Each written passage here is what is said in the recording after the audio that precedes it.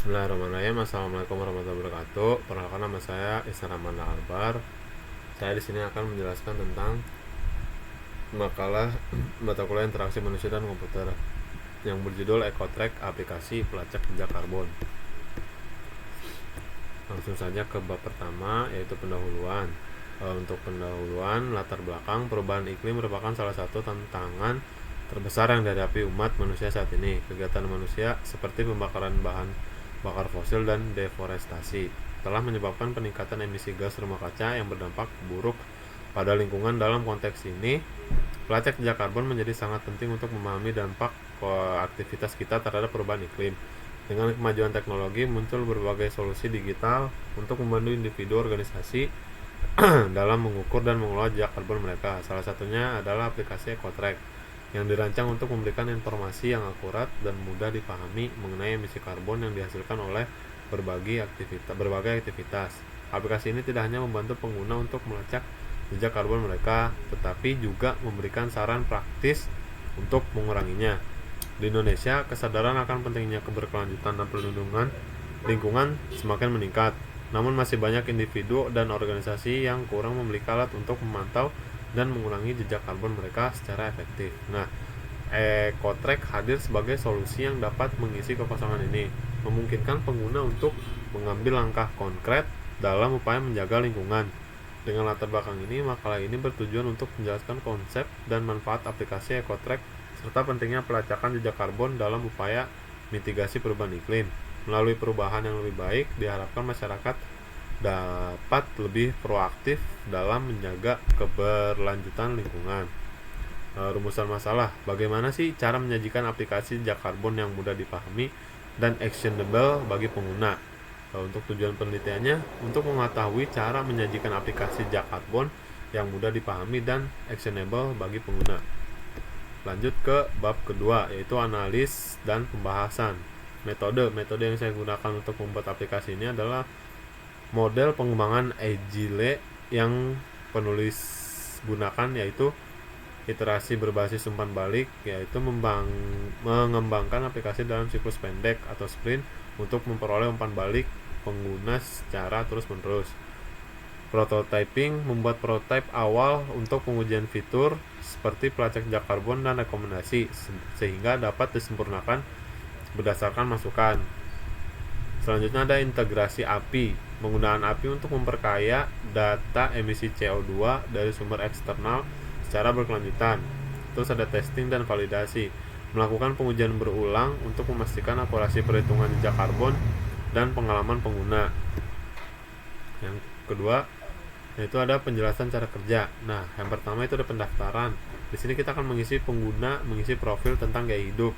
Yang kedua ada perhitungan, mencatat transportasi, konsumsi energi, dan pola makan untuk menghitung jejak karbon. Yang ketiga ada analisis, data diolah untuk menampilkan total jejak karbon dan dampak lingkungan. Yang selanjutnya ada rekomendasi, berikan saran untuk mengurangi jejak karbon. Selanjutnya ada laporan bulanan nih tentang perkembangan jejak karbon. Selanjutnya ada komunitas, fitur, tantangan, dan diskusi dengan pengguna lain.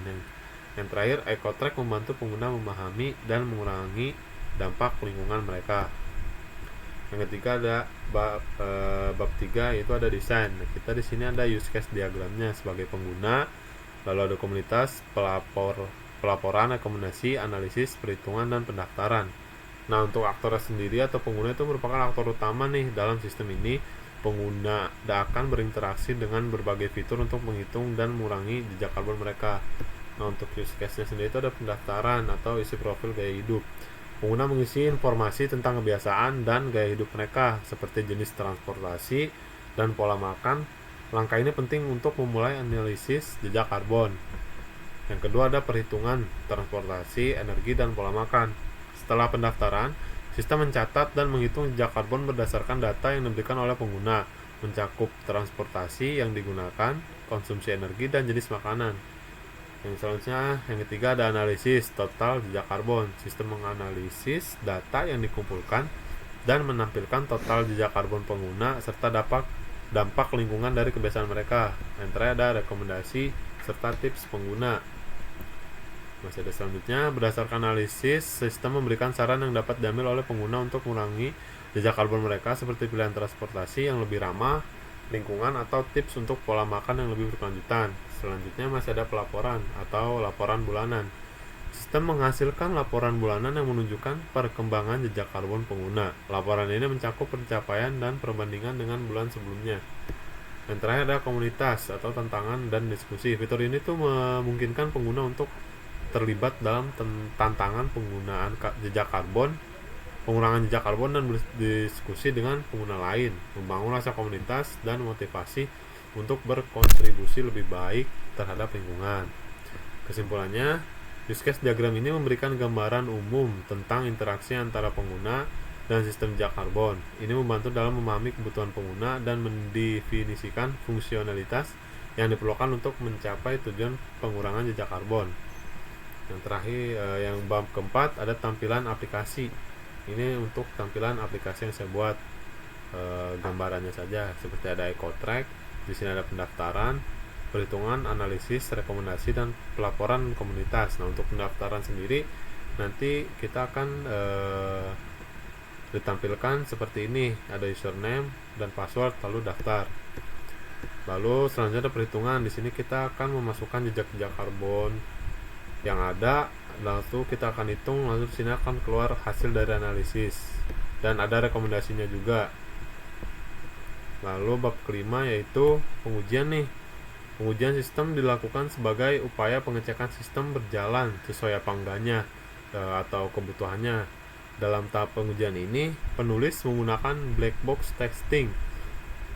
Black box merupakan pengujian dengan melihat apakah sistem sudah berjalan sesuai dengan semestinya atau secara fungsional jika diberikan suatu inputan oleh pengguna, baik inputan pengisian maupun inputan klik tombol. Oke, sekarang di sini akan melakukan pengujian EcoTrack.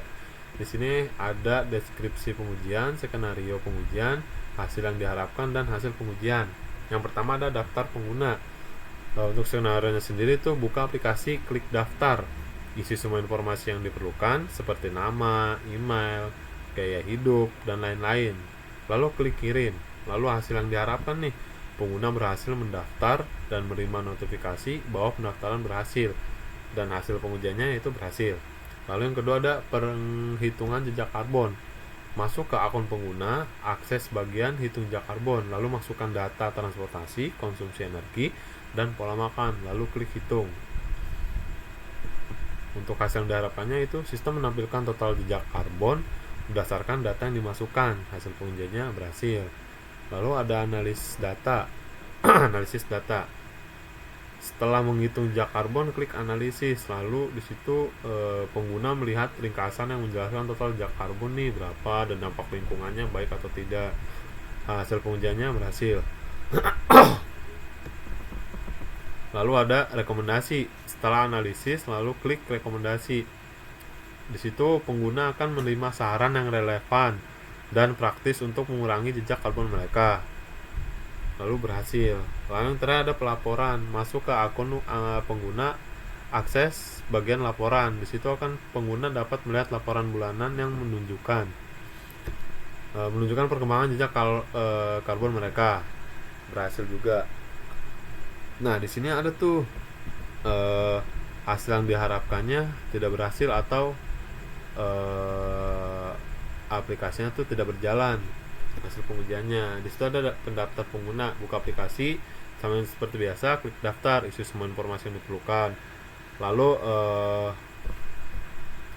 hasil yang diharapkannya itu berbeda, seperti pengguna berhasil mendaftar dan menerima notifikasi bahwa pendaftaran berhasil, akan tetapi tidak berhasil. Biasanya itu seperti email yang sudah dipakai atau nama yang ada nickname atau nama yang sama, jadi tidak berhasil.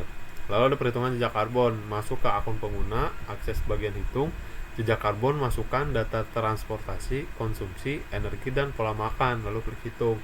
Sama seperti atas, sistem menampilkan total jejak karbon berdasarkan data yang dimasukkan, akan tetapi di sini sistem tidak berhasil nih. Ya mungkin bisa dibilang perhitungannya salah, atau mungkin ada bagian yang sistem tidak bisa menghitung, seperti terlalu kebanyakan angka ataupun adanya koma ataupun adanya hal-hal lain lah gitu. Jadi sistem tidak berhasil nih menjalankan aplikasinya.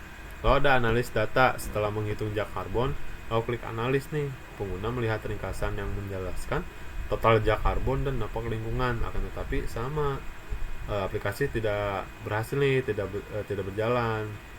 Yang bisa dimungkinkan karena hasil atau total jejak karbon yang habis dihitung tuh tidak sesuai dengan apa yang diinginkan. Jadi aplikasi menolak. Selanjutnya rekomendasi. Setelah analis, klik rekomendasi. Pengguna menerima saran yang relevan dan praktis untuk mengurangi jejak karbon mereka. Tetapi aplikasi tidak berhasil juga nih karena tidak ada rekomendasi dari perhitungan yang tadi. Itu. Terus ada pelaporan, masuk ke akun pengguna, akses bagian laporan, masuk ke akun pengguna, akses bagian laporan, dan tidak berhasil juga. Karena apa yang mau dilaporkan, karena dari hasil analis data aja tidak terhitung gitu loh. Sudah, sekian dari saya. Mohon maaf atas adanya kekurangan. Wassalamualaikum warahmatullahi wabarakatuh.